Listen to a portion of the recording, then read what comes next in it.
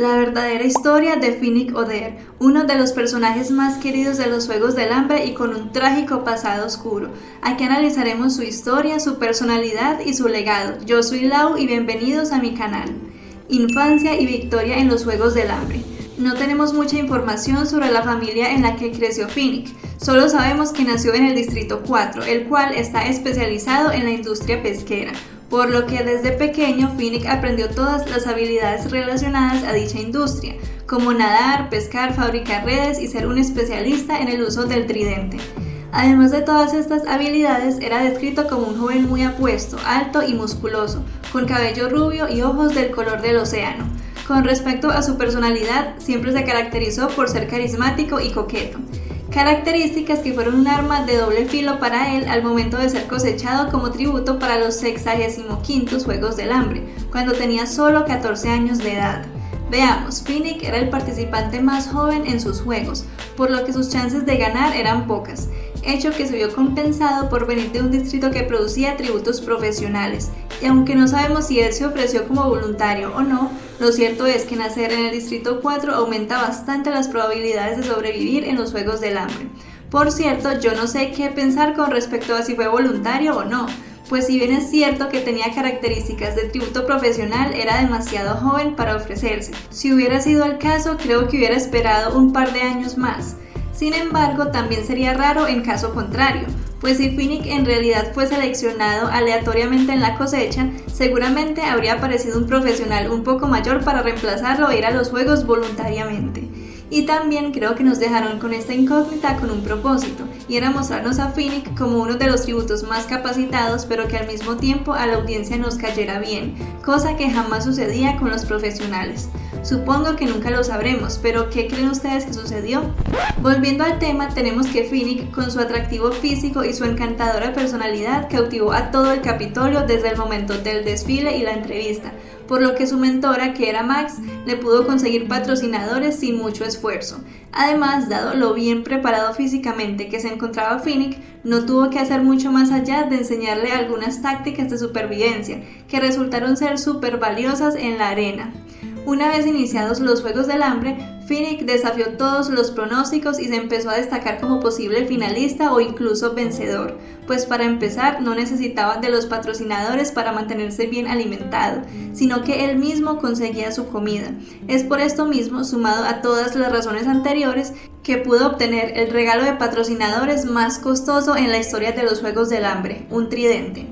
Hablando del famosísimo tridente de Finnick, hay una teoría súper retorcida circulando por internet, que dice que como en el Capitolio lo encontraban tan atractivo y deseable, le enviaron el lujoso regalo para ayudarlo a ganar los juegos, sabiendo que Snow lo obligaría a vender su cuerpo en caso de resultar vencedor, pues claramente no podía haber sido el primero al que le hacía esto, y es muy factible que los ciudadanos ricos del Capitolio lo vieran como un objeto desde el momento de la cosecha. Pero ya hablaremos de eso más adelante. En otras noticias más alentadoras tenemos que una vez recibió el tridente, para Finnick fue pan comido acabar con todos los demás tributos y salir vencedor, debido a que combinó todas sus habilidades típicas de su distrito para eliminarlos uno a uno, tejía redes para atrapar a sus enemigos y los remataba con su flamante tridente. Continuó con esta metodología hasta que no quedó ninguno y fue coronado como vencedor, y no cualquier vencedor, sino el más joven en toda la historia de los Juegos del Hambre. Vida como vencedor. Sorpresivamente, es después de ganar los Juegos del Hambre que todo se pone peor para Finnick, pues debido a su atractivo físico y a la popularidad que ya tenía en el Capitolio, el presidente Snow vio tremenda oportunidad de negocio con él. Supuestamente esperó a que tuviera 16 años, que era la mayoría de edad en Panem, y lo obligó a prostituirse, amenazando a toda su familia y seres queridos si se negaban. Otro detalle bastante triste al respecto es que también era obligado a mantener las apariencias y su popularidad. Es decir, tenía que conservar su carismática y coqueta personalidad en cada visita al Capitolio, razón por la cual nadie sospechaba que estaba siendo una víctima de abuso y explotación, sino que pensaban que era un mujeriego con múltiples conquistas y que solo se estaba divirtiendo. Vale la pena aclarar también que Finnick no era quien se quedaba con el dinero que pagaban los adinerados del Capitolio, sino el mismo Snow. Aún así, la mayoría de estas personas, deseosas de compensar a Phoenix de alguna manera, le ofrecían dinero o joyas, pero él rechazaba toda clase de objetos y se le ocurrió una forma de pago muy particular: secretos. Dado que quienes contrataban sus servicios eran de la élite del Capitolio, tenían acceso a mucha información sensible sobre los más ricos y poderosos, como por ejemplo sobornos, chantajes, infidelidades y hasta asesinatos. Pues fue así como se enteró de que el malvado presidente Snow envenenaba a todos aquellos que consideraba rivales o una amenaza para su posición. A los del Capitolio les pareció una forma de pago inofensiva, pues ¿qué iba a hacer un joven de los distritos con esa información? Definitivamente no sabían lo que les esperaba. Otro pequeño detalle que puede hacer que la historia de Phoenix sea aún más triste, si es que eso es posible, es el hecho de que él vivía en una fantasía con respecto al Capitolio y la vida en Panem. Verán, por la información que tenemos, Phoenix nunca pasó hambre en su distrito ni fue testigo de la represión policial, pues el distrito 4 era uno de los favoritos del Capitolio y en los que más recursos enviaban, por lo que la población vivía más conforme que en los distritos marginados, como es el caso del 12. Phoenix también fue educado para creer que era un gran honor participar en los Juegos del Hambre y salir vencedor, y creía ciegamente que hacerlo le garantizaría una vida tranquila, llena de comodidades. Por lo tanto, tuvo que haber sido muy fuerte el golpe de realidad que recibió al ver lo retorcidos y poco honorables que podían ser los habitantes del Capitolio, a quienes él, en su inocencia, consideraba intachables. Es una historia que contrasta mucho con la de Katniss, pues al menos ella desde pequeña tenía claro que el Capitolio no era bueno y que tenía controlados y oprimidos a todos los habitantes de los distritos.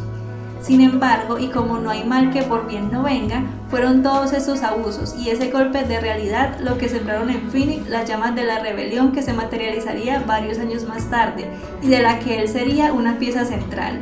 Ahora bien, antes de que llegara tan anhelada rebelión, Phoenix tuvo que cumplir con sus labores como mentor de los tributos del Distrito 4 por 9 largos años luego de salir vencedor.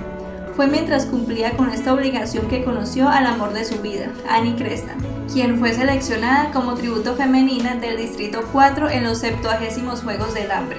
Realmente se desconoce si ellos ya se conocían desde antes en su distrito o si fue un romance trágico entre mentor y tributo que inició en la preparación para los Juegos, algo así como una versión menos retorcida de Snow y Lucy Gray, aunque todo el mundo parece inclinarse por esta última opción. Lógicamente, Phoenix hizo todo lo posible para que Annie sobreviviera y lo logró contra todo pronóstico, pues resultó vencedora de sus juegos cuando se inundó la arena y todos se ahogaron menos ella, ya que era la mejor nadadora. Aunque los Juegos del Hambre le dejaron graves traumas a Annie, quien se vio muy afectada luego de que su compañero de distrito fuera decapitado ante sus ojos. Ella nunca se pudo recuperar completamente de esto y quedó mentalmente inestable. Solo Phoenix, con su interminable bondad y amor incondicional, la mantenía en buenas condiciones, dándole estabilidad y haciéndola sentir segura. Y por si no han tenido suficiente tragedia y sufrimiento, aquí les viene más. Vasallaje de los 25 y rebelión. La maldad del presidente Snow fue escalando hasta casi tocar fondo en el momento de anunciar el tercer vasallaje de los 25, edición de los Juegos del Hambre en la que los tributos de cada distrito serían seleccionados de entre los vencedores, y Phoenix estaba de muy mala suerte, pues fue seleccionado como tributo junto a Annie, su gran amor, y a pesar de que Max, la dulce anciana que conocimos en Llamas, se ofreció como voluntaria para salvar a Annie, fue algo muy agridulce para Phoenix, pues ella fue su mentora y la quería como si formara parte de su familia.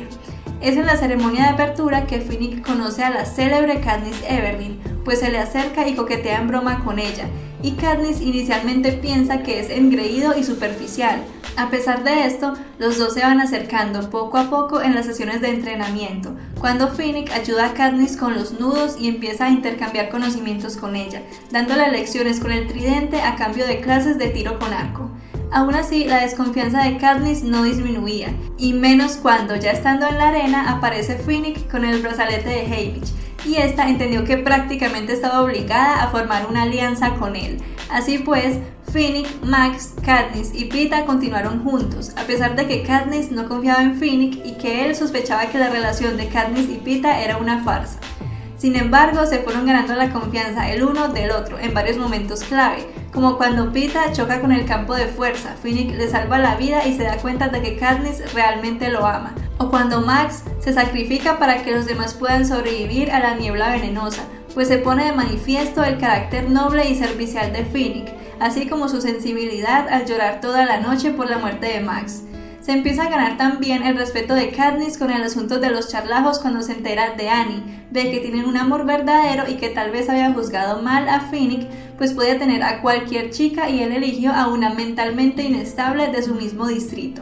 Estando así las cosas, Finnick y Katniss llegaron a desarrollar cierta camaradería incluso estando en la arena, la cual se explora bastante más en los libros, pero es aquí donde tanto Katniss como los espectadores empezamos a confiar en Finnick y a ver lo que se esconde detrás de su fachada, un chico dulce, simpático, leal y valiente. A lo largo de todo el vasallaje es evidente que Finnick, así como algunos de los otros tributos, intentan mantener a Katniss y a Peeta con vida, y más tarde se descubre que eran parte de un elaborado plan rebelde para derrocar al Capitolio y al presidente Snow. Conociendo algunos detalles de la vida tan complicada que ha tenido Finnick, podemos entender perfectamente por qué sentiría la necesidad de rebelarse. Para él era personal. Sin embargo, desconocemos los detalles de cómo se inició dicha rebelión, y personalmente creo que hubiera sido muy útil tener un fragmento de la historia contada desde el punto de vista de Finnick, pues fue una pieza clave al tener tantos conocimientos sobre los poderosos del Capitolio, mientras que Katniss no sabía nada de nada, solo la mandaron a desempeñar un papel y eso es todo.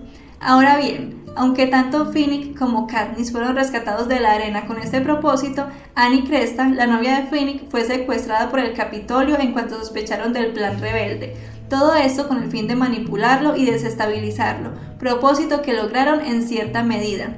Al llegar al Distrito 13, Finnick y Katniss eran más pacientes mentales que otra cosa, pero encontraron consuelo en el otro, mientras Annie y Peeta eran retenidos y torturados por el Capitolio. Formaron una amistad muy bonita, pues entendían perfectamente por lo que estaba pasando el otro. En este punto Finnick estaba bastante trastornado y distraído, lo único que lo mantenía cuerdo era hacer y deshacer nudos. Afortunadamente, Annie fue rescatada junto a los demás vencedores, y esto no hubiera sido posible sin Finnick, pues simultáneamente al rescate iba dando una entrevista televisada para todo Panem, en la que develaba que Snow se había mantenido tanto tiempo en la presidencia porque envenenaba a sus rivales. También expuso el hecho de que utilizaban a los vencedores, obligándolos a prostituirse, entre otros sucios secretos del Capitolio. Cuando Annie llegó al Distrito 13, Finnick volvió a ser el que era. Según las descripciones de Katniss, alguien despreocupado y que llevaba luz donde quiera que fuera. Se casaron poco tiempo después del rescate, en una sencilla pero conmovedora ceremonia, y así fue como casi vivieron felices y comieron perdices. Trágico desenlace. La valentía de Finnick lo llevó a una importante misión que desafortunadamente sería la última. Fue enviado al Capitolio a intentar derrocar el régimen de Snow, junto a Katniss, Peeta, Gale y un grupo de rebeldes del Capitolio. Era una misión bastante peligrosa, pues a pesar de que no estaban en el frente de guerra, las calles del Capitolio estaban inundadas de trampas mortales para evitar que los intrusos se acercaran a la mansión presidencial, y por esta razón tomaron la decisión de viajar por las alcantarillas, donde Finnick encontraría su trágico final. El infortunio llega cuando los empiezan a perseguir unos mutos con apariencia de lagarto, a los cuales Finnick enfrentó con valentía y logró salvar a todos sus compañeros, pero no se pudo salvar él mismo. En los libros muere decapitado por los mutos, y en las películas hicieron que fuera menos gráfico, pero el sufrimiento y la impotencia de Katniss fue la misma, e hizo que el holo que portaba explotara para acabar con su miseria. Finnick murió tal como vivió, con valentía y lealtad, dispuesto a sacrificarse por el bien de otros, así no fueran tan cercanos a él. Fue una muerte bastante dolorosa e injusta, y más teniendo en cuenta el hecho de que Annie estaba embarazada, por lo que el futuro se veía bastante esperanzador para él, además de que por fin se iba a librar de las garras de Snow. A pesar de que la pérdida de Finnick fue muy inoportuna teniendo en cuenta esos detalles, pienso que es la demostración de la crudeza de la guerra, en la que se pierden vidas y se destruyen familias, y precisamente Los Juegos del Hambre es una saga que destaca por su realismo, por no pintarnos todo color de rosa, y esto incluye varias pérdidas sensibles. Además, la vida de Finnick es un fiel retrato de la maldad del Capitolio, pues era uno de los favoritos del público, y una sensación entre los habitantes del Capitolio no lo salvó de abusos, amenazas y finalmente la muerte a manos de ellos mismos. Aún así, la vida y muerte de Finnick Odair es un ejemplo de fortaleza y resiliencia, y de que se puede mantener la humanidad en momentos difíciles. Definitivamente, sin Finnick no hubiera tenido éxito la rebelión contra el presidente Snow, por lo que literalmente podemos decir que construyó un mundo mejor para su hijo y para todo Panem. Hablando de héroes en los Juegos del Hambre, te invito a ver el video que está en pantalla, en el que analizo la vida y la personalidad de Katniss Everdeen. Dale like si te gustó, compártelo con tus amigos y suscríbete para más videos sobre tus series y películas favoritas.